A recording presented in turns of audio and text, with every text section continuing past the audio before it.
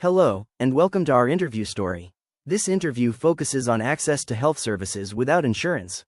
It features a case manager from a transitional housing program for men re-entering the community and explores barriers to care, especially related to insurance and documentation.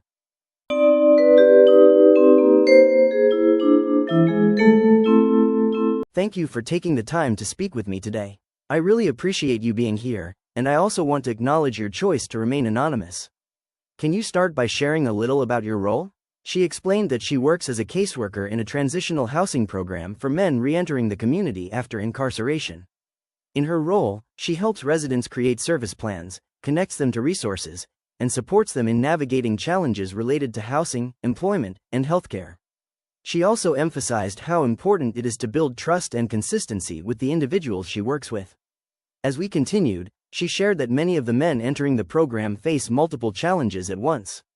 Many have histories of substance use, mental health concerns, and unstable housing. Some also experience additional barriers related to immigration status or lack of documentation.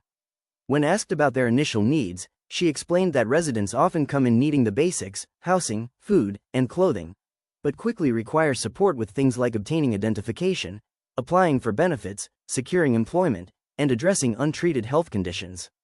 As the conversation shifted to healthcare, she described it as one of the biggest barriers. Many individuals arrive with untreated physical and mental health conditions due to inconsistent access to care. Without insurance, they often delay treatment until their condition becomes severe.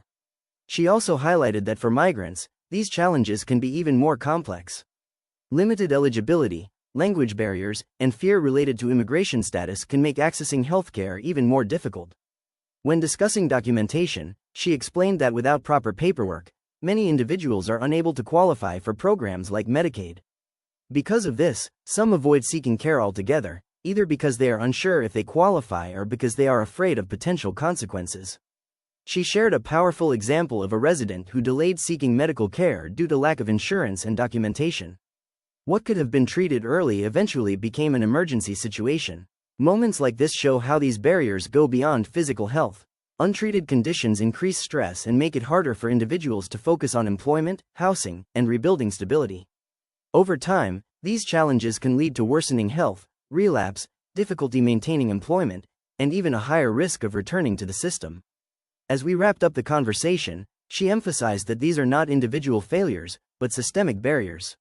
She shared that expanding healthcare coverage, simplifying enrollment processes, and increasing access to community-based services could make a meaningful difference. Thank you again for sharing your insight and the important work that you do. Our presentation highlights key elected officials involved in shaping healthcare policy in New York. This includes State Senators Ciela Bino and Anthony Palumbo, along with Assembly members Chantel Jackson and Michael Salages. We also recognize Gustavo Rivera, who chairs the Senate Health Committee. Each of these officials represents communities across Long Island and the Bronx and plays a role in shaping policies that impact healthcare access. I hope this message finds you well. I'm writing to highlight the lack of healthcare access for migrants without insurance. Many face barriers like cost and fear, which impacts their overall health. Here are some research findings and key facts. Many immigrants, especially undocumented individuals, lack health insurance at much higher rates than U.S. citizens, making them one of the largest uninsured groups. As a result, many delay care and rely on emergency services, even though these costs make up only a small portion of overall healthcare spending. Undocumented immigrants face major barriers to healthcare mainly because many don't have insurance, about half are uninsured. They often can't qualify for programs like Medicaid and may avoid care due to fear, cost, or language barriers. While many arrive healthy, their health declines over time without regular care. Mental health issues like stress and anxiety are also common but often untreated.